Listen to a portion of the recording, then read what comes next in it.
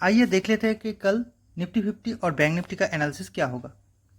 दोस्तों कल weekly expiry है, तो पहले बता देता हूँ कि बहुत ध्यान से ट्रेड कीजिएगा, क्योंकि एक्सपायरी का दिन जो होता है वो बहुत ही क्रूशियल दिन होता है। एक्सपायरी के दिन आपको बहुत बड़ा लॉस भी हो सकता है और बहुत बड़ा प्रॉफिट भी हो सकता है। तो एक्सपायरी के दिन आप जब भी ट्रेड करेंगे तो बहुत सोच समझ के ट्रेड कीजिएगा। देखिए दोस्तों, कल मैंने आपको क्या बताया था, निफ्टी 50 के चार्ट में मैंने आपको क्लियर बताया था कि ये वाला जो एरिया है, इस एरिया के ऊपर मार्केट बार बार रेजिस्टेंस खा रहा है। और मैंने आपको ये भी बताया था कि मार्केट अगर गैप अप ओपन होगा तो गैप अप ओपन के केस में आपको ट्रेड लेने में सबसे आसानी होगी और वहाँ पे आपको टारगेट भी अच्छा मिलेगा। देखिए, मार्केट ओपन हुआ बहुत गैप अप और एकदम जो रेजिस्टेंस एरिया था उसी रेजिस्टेंस एरिया पर उसने गैप अप लिया और वहाँ से पहले ही कैंडल में सीधा नीचे आ गया एकदम प्रीवियस डे क्लोजिंग तक। फिर बाद में देखिए एकदम पूरा नीचे की साइड में चला गया एकदम पैटर्न बना के, देखिए। और यहाँ पे थोड़ी देर रुका और फिर बाद में जाके एकदम यहाँ से सीधा नीचे आ गया। और नीचे कहाँ तक आएगा, मैंने आपको बताया था कि 19,400 का जो लेवल है उस लेवल को अगर तोड़ता है तो मार्केट नीचे जाएगा। अभी देखिए ये वाला जो मूव आया है, ये मूव अगर मान लीजिए कि करीब करीब आपके 12:30 बजे या 1 बजे के टाइम पे अगर आता, तब उसके पास चांसेस था कि मार्केट इसके नीचे भी यहाँ तक भी आ सकता था। लेकिन जबकि मार्केट क्या किया, मार्केट ने एकदम लास्ट टाइम में ये नीचे के मूव दिया तो उसने यहीं पे आके क्लोज दे दिया। अभी देखिए कल ये क्या कर सकता है, कल एक्सपायरी है और अभी देखिए यहाँ पे जो कॉल राइटर्स जो है, यहाँ पे कॉल राइटर्स भर भर के कॉल राइट किए हैं। 19,500 के लेवल पे उन्होंने पूरा कॉल सेल किया है। और अगर मान लीजिए कि अगर मार्केट कल गैप अप ओपन होता है तो क्या हो जाएगा, ये वाला जो लेवल है आपका 19,400 का जो लेवल है, इसमें आपका पुट राइटर जो है वो बहुत सारे पुट राइट कर देंगे। यहाँ पे 19,500 पे ऑलरेडी कॉल सेल करके बैठे हुए हैं और यहाँ पे पुट सेल कर देंगे। तो मार्केट क्या होगा, मार्केट इसी रेंज के अंदर ऐसे करके घूमता रह जाएगा। फिर बाद में जाके आपका, क्योंकि यहाँ पे देखिए एक अगर आप ऐसे करके ट्रेंड लाइन को खींचिएगा, सॉरी, इसको अगर ऐसे करके ट्रेंड लाइन खींचिएगा तो ये थोड़ा एक नैरो एरिया में आ रहा है। मतलब मार्केट थोड़ी देर यहाँ पे रुकने के बाद अगर किसी भी साइड में 2 बजे के बाद या 2:30 बजे के बाद मूव ब्रेक करता है तो बहुत बड़ा एक मूव दे सकता है। और अगर देखिए अगर ये फ्लैट ओपन होता है तो फ्लैट ओपनिंग के केस में क्या होगा, फ्लैट ओपनिंग के केस में कॉल राइटर वालों को तो कुछ परेशानी नहीं है, लेकिन पुट राइटर वालों को क्या हो जाएगा। देखिए यहाँ पर भी एक चीज़ मैं आपको बताऊंगा, अगर 19,400 में पुट राइटर जो सेल करके बैठे हुए हैं, कल एक्सपायरी के दिन जब भी मार्केट खुलेगा, मार्केट अगर मान लीजिए कि यहीं पे खुलता है 19,384 इसी जगह पे खुलता है, तब भी क्या हो जाएगा, ये 400 का पुट का जो प्राइस है वो एकदम तेजी से घट जाएगा। तो इन लोगों को उतना ज़्यादा फर्क नहीं पड़ेगा। इन लोगों को फर्क कब पड़ेगा, जब मार्केट इसके भी नीचे आएगा तब उनको लॉस दिखाई देगा। तो मार्केट क्या करेगा, अगर फ्लैट ओपनिंग के केस में भी मार्केट इसको यहीं पे कुछ टाइम तक इसको रख सकता है। और अगर ये गैप डाउन ओपन होता है, गैप डाउन ओपन के केस में क्या हो जाएगा, देखिए गैप डाउन अगर ओपन होगा, मान लीजिए कि 19,300 ऐसे करके कुछ जगह पे अगर गैप डाउन ओपन होता है तो फिर मार्केट क्या करेगा, यहाँ से वो थोड़ा ऊपर के साइड में आ सकता है।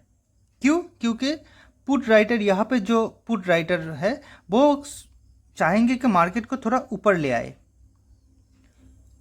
और अगर ये यहाँ पे गैप डाउन ओपन होने के बाद सीधा अगर एक रेड कैंडल बना देता है तो फिर आप उसको देख के उसका एसएल लगा के आप नीचे की तरफ एसएल मूव आप कैप्चर कर सकते हैं। क्योंकि देखिए मार्केट अगर गैप डाउन खुलेगा तो मार्केट में सेलिंग का चांसेस बहुत ज़्यादा है, क्योंकि बायर्स जो इतने दिनों से डिफेंड करते आ रहे हैं फिर वो डिफेंड नहीं कर पाएंगे।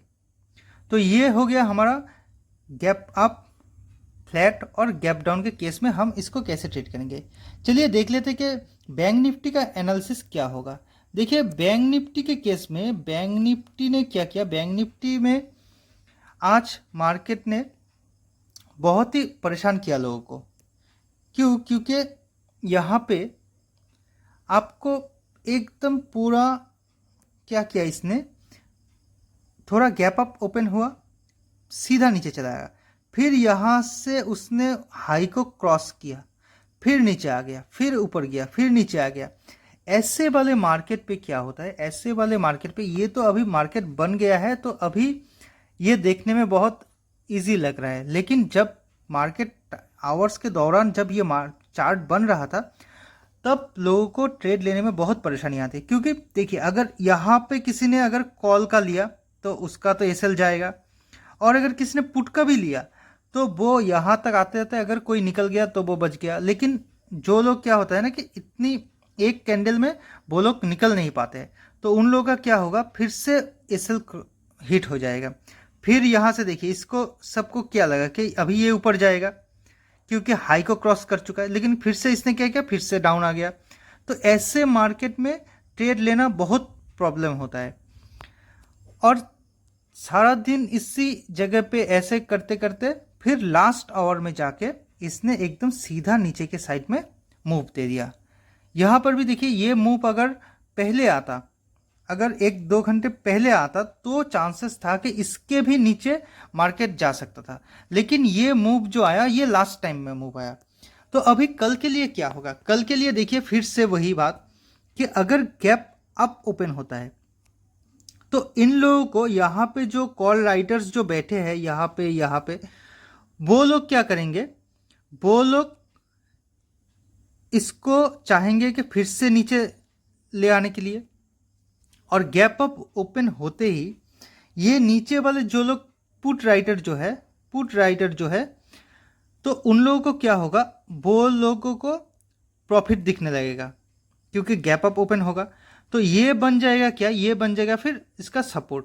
फिर मार्केट यहाँ तक आने के बाद, जैसे आज के दिन इसने किया, यहाँ आने के बाद शार्पली इसने ऊपर चला गया, यहाँ पे आने के बाद फिर से ये ऊपर जा सकता है, फिर बाद में यहीं पे कुछ देर तक यहीं पे ट्रेड करने के बाद ये फिर जाके आपके 2-2:30 बजे के बाद ये किसी भी साइड में ब्रेक कर सकता है।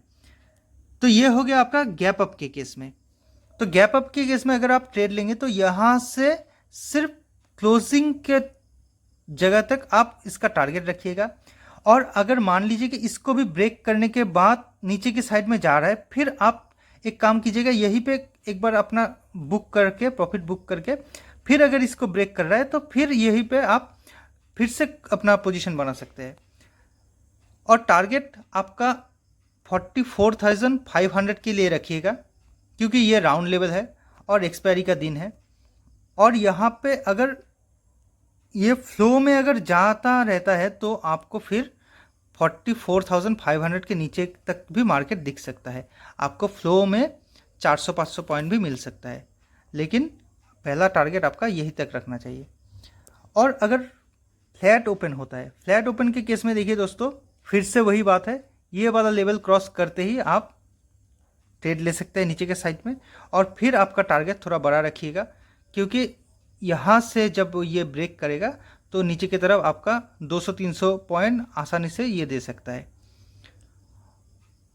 और अगर मान लीजिए कि ये गैप डाउन ओपन होता है, गैप डाउन ओपन के केस में देखिए अगर ये गैप डाउन लेवल अगर होता है, देखिए मैं चार्ट को थोड़ा छोटा करता हूँ, देखिए गैप डाउन अगर मान लीजिए ये ओपन होता है आपका 150-200 पॉइंट नीचे ओपन होता है, तो फिर ये क्या हो जाएगा, फिर यहीं पे इसको फिर से यहीं पे अगर इसको ओपन होता है तो फिर यहाँ से ये आपको परेशानी क्रिएट करेगा, क्योंकि यहाँ से ये डायरेक्टली और नीचे नहीं जाएगा, यहाँ से थोड़ा ऊपर आने के बाद ये नीचे के साइड में जाएगा, क्योंकि एक्सपायरी का दिन है। एक्सपायरी के दिन में ये डायरेक्टली ऐसे करके नीचे नहीं जाता है। तो दोस्तों, ये एक्सपायरी का दिन है, आप सोच समझ के ट्रेड लिख कर कीजिएगा और अपना प्रॉफिट को बचाइएगा। लॉस को जितना कम कर सकते हैं उतना कम रखिएगा, क्योंकि देखिए अगर आप अपना लॉस को कंट्रोल करते हैं, देखिए दोस्तों ट्रेडिंग में आप जिन लोगों को भी लगता है कि ट्रेडिंग बहुत मुश्किल है, उन लोगों को मैं एक चीज़ बता देता हूँ। आपके पास देखिए, आपके पास क्या होता है, आपके पास रहता है एक प्रॉफिट और एक आपका होता है लॉस। अगर मान लीजिए आपने आपका लॉस को रिस्ट्रिक्टेड कर दिया, किसी के लिए ये लॉस 500 हो सकता है, किसी के लिए 1000 हो सकता है, किसी के लिए 10,000 हो सकता है, किसी के लिए 1 लाख भी हो सकता है। तो लॉस अगर आप अपने हिसाब से लॉस को अगर आप रेस्ट्रिक्टेड कर देंगे, फिर आपके पास क्या बचेगा? फिर आपके पास सिर्फ प्रॉफिट बचेगा। तो आप ज़्यादा ध्यान प्रॉफिट पे लगाने के बजाय आप लॉस पे लगाए कि कैसे आपका लॉस जो है वो रेस्ट्रिक्टेड हो। आप लॉस को कम से कम रखिए। आपको हालांकि आपको प्रॉफिट ना भी हो तब भी चलेगा, लेकिन आपका लॉस जो है उसको आप लॉस को अब कंट्रोल में रखिएगा। ठीक है दोस्तों, तो चलिए आज के लिए इतना ही। अगर वीडियो आपको अच्छा लगे तो लाइक कीजिएगा और चैनल को सब्सक्राइब कीजिएगा। थैंक यू दोस्तों।